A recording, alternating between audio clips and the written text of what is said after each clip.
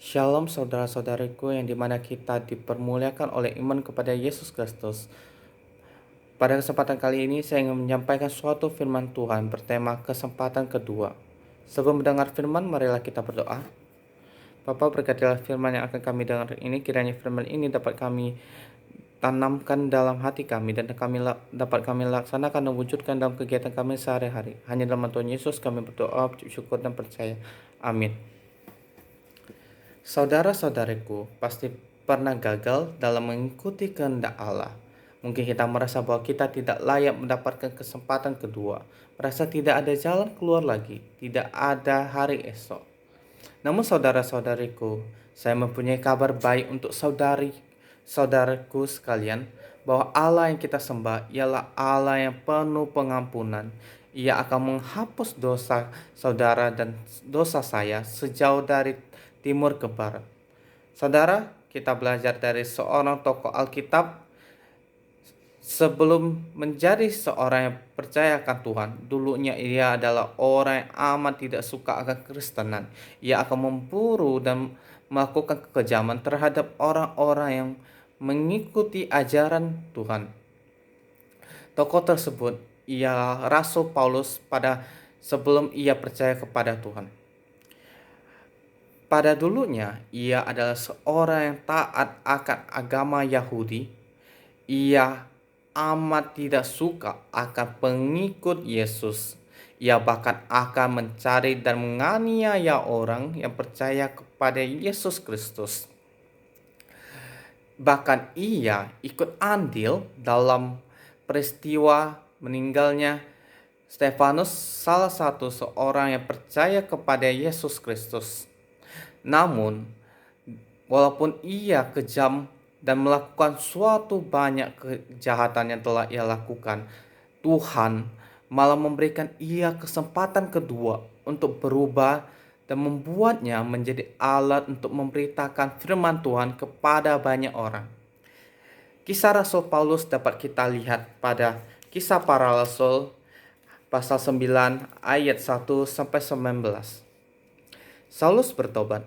Sementara itu berkobar-kobar hati Saulus untuk mengancam dan membunuh murid-murid Tuhan. Ia menghadap imam besar dan meminta surat kuasa daripadanya untuk dibawa kepada majelis-majelis Yahudi di Damsyik, supaya jika ia menemukan laki-laki atau perempuan yang mengikuti jalan Tuhan, ia menangkap mereka dan membawa mereka ke Yerusalem. Dalam perjalanannya ke Damsyik, ketika ia sudah dekat kota itu, tiba-tiba cahaya memancar dari langit mengelilingi dia. Ia rebah ke tanah dan kedengarlah olehnya suatu suara yang berkata kepadanya, "Saulus, Saulus, mengapa engkau menganiaya aku?" Jawab Saulus, "Siapakah engkau Tuhan?" Katanya, "Akulah Yesus yang kau aniaya itu. Tetapi bangunlah dan pergilah ke dalam kota. Di sana akan dikatakan kepadamu apa yang harus kau perbuat." Maka termangu-manggulah teman-temannya seperjalanan, karena mereka memang mendengar suara itu, tapi tidak melihat seorang juga pun. Saulus bangun dan berdiri, lalu ia membuka matanya. Tetapi ia tidak dapat melihat apa-apa. Mereka harus menuntun dia masuk ke Damsyik. 3 hari lamanya ia tidak dapat melihat, dan 3 hari lamanya ia tidak makan dan minum. Di Damsyik ada seorang murid Tuhan bernama Ananias. Firman Tuhan kepadanya dalam suatu penglihatan. "Ananias," jawab, "Inilah aku, Tuhan." Firman Tuhan, "Mari pergilah ke jalan yang bernama Jalan Lurus, dan carilah di rumah Yudas seorang dari Tarsus yang bernama Saulus. Ia sekarang berdoa, dan dalam suatu penglihatannya ia melihat bahwa seorang yang bernama Ananias masuk ke dalamnya dan menumpangkan tangannya ke atasnya, supaya ia dapat melihat lagi." Jawab Ananias, "Tuhan, dari banyaknya orang yang telah kudengar tentang orang itu, betapa banyaknya kejahatan yang dilakukannya terhadap orang-orang kudus-Mu di Yerusalem. Dan ia datang kemari dengan kuasa penuh dari imam-imam kepala untuk menangkap semua orang yang memanggil nama-Mu." Tetapi firman Tuhan kepadanya, "Pergilah, sebab orang ini adalah alat pilihan bagiku untuk memberitakan namaku kepada bangsa-bangsa lain serta raja-raja dan orang-orang Israel. Aku sendiri akan menunjuk kepadanya betapa banyak penderitaan yang harus ia tanggung oleh karena namaku." Lalu pergilah Ananias ke situ dan masuk ke rumah itu. Ia menumpangkan tangannya ke atas Saulus, katanya, Saulus, saudaraku, Tuhan Yesus yang telah menampakkan diri kepadamu di jalan yang engkau lalui, telah menyuruh aku kepadamu, supaya engkau dapat melihat lagi dan penuh dengan Roh Kudus. Dan seketika itu juga, seolah-olah selaput gugur dari matanya, sehingga ia dapat melihat lagi. Ia bangun lalu dibaptis. Setelah ia makan, pulihlah kekuatannya. Saudara-saudariku, dari firman ini kita tahu bahwa Saulus, ia dulu amat jahat. Ia bahkan memburu orang-orang Kristen. Namun apa yang dilakukan Tuhan begitu luar biasa.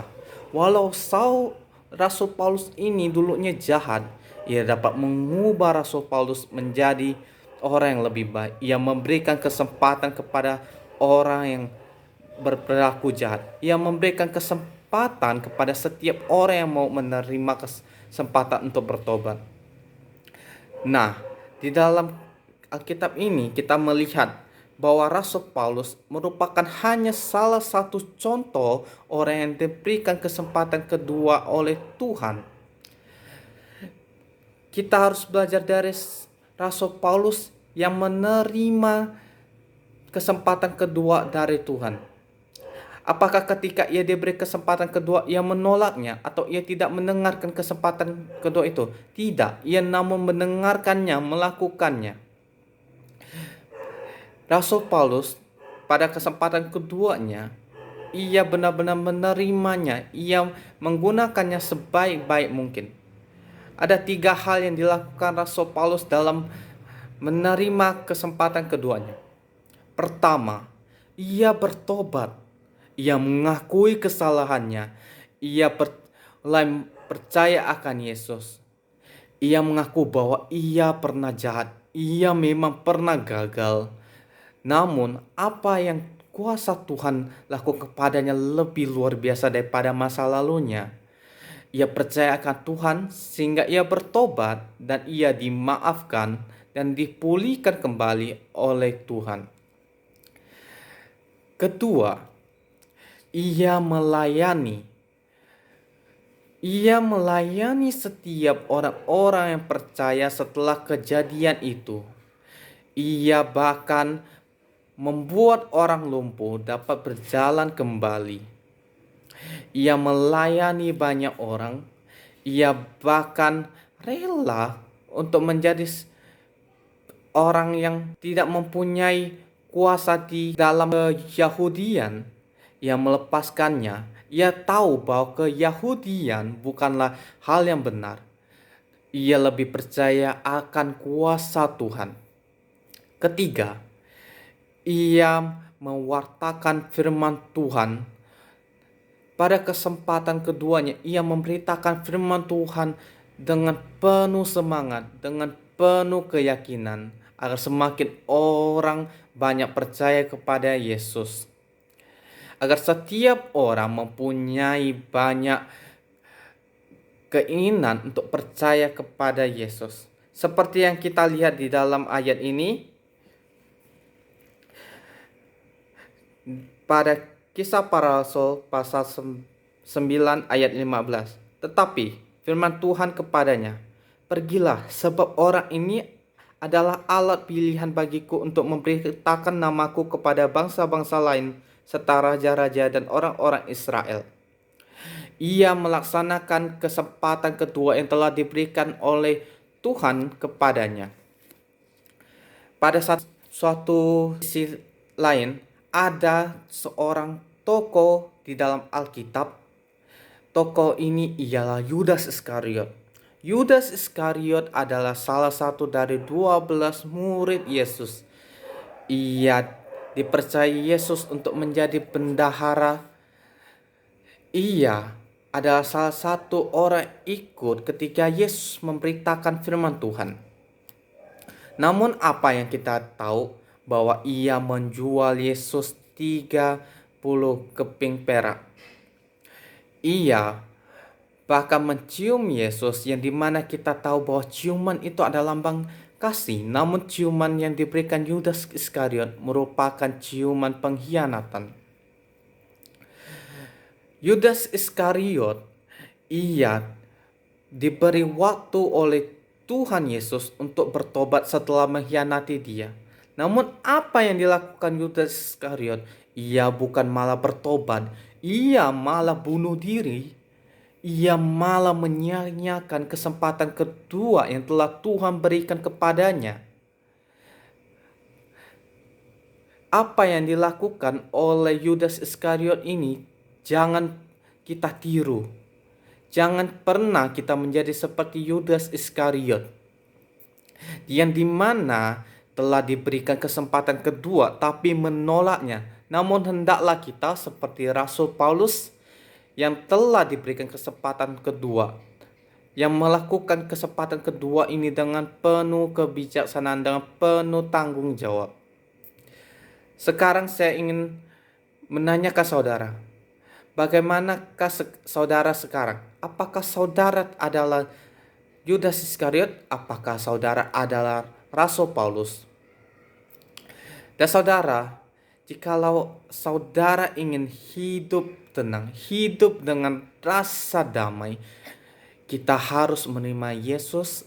Kita harus melakukan apa yang terbaik, melakukan hal yang baik setelah diberikan kesempatan kedua oleh Tuhan. Saudara-saudaraku, untuk kalian yang belum percaya, hendaklah kalian percaya, karena ini adalah kesempatan kedua bagi kalian untuk percaya, kesempatan untuk mendapatkan keselamatan. Dan untuk saudara-saudariku yang sudah percaya, hendaklah iman kita semakin bertumbuh. Hendaklah kita menjadi saksi terang, menjadi saksi Kristus di dalam kehidupan ini, yang dimana kita tahu bahwa dunia sekarang sudah begitu berubah, sudah melenceng jauh dari apa yang diinginkan Tuhan. Saudara, mungkin kita pernah merasa gagal, namun jangan takut. Tuhan akan memberikan kamu kesempatan kedua. Bukan hanya kesempatan kedua, kamu melakukan banyak kesalahan. Jika kamu bertobat, kamu akan diampuni oleh Tuhan. Namun bukan berarti kita hanya sekedar bertobat, namun kita harus melakukan yang terbaik setelah kita bertobat. Kita jangan melakukan dosa lagi. Jauhkanlah dirimu daripada hal jahat itu. Saudara, kita ini harus belajar dari Rasul Paulus. Belajar dengan penuh tanggung jawab untuk menjadi pribadi yang lebih baik setelah diberikan kesempatan kedua. Saudara, mungkin hanya ini firman yang bisa saya sampaikan kepada saudara. Marilah kita tutup firman yang telah saya sampaikan dengan doa. Bapa, kiranya kami telah mendengar firman, kiranya Engkau berkatilah agar kami dapat menanamkan firman ini ke dalam hati kami. Ajarlah kami menjadi Rasul Paulus yang pada dulunya ia tidak percaya ia adalah orang yang jahat dan kejam. Namun Tuhan mampu membantu ia keluar dari masa lalunya. Engkau memberikan ia kesempatan kedua untuk menjadi orang yang lebih baik. Berkatilah kami agar kami seperti Rasul Paulus ya Tuhan. Kiranya penuhilah kami dengan Roh Kudus agar kami hidup dengan penuh tanggung jawab dan penuh iman. Tuhan, berkatilah kami. Jauhkanlah kami dari sifat seperti Yudas Iskariot. Biarlah kami ini selalu percaya kepada Engkau dan tidak mengkhianati Engkau. Hanya dalam Tuhan Yesus kami berdoa, ucap syukur dan percaya. Amin.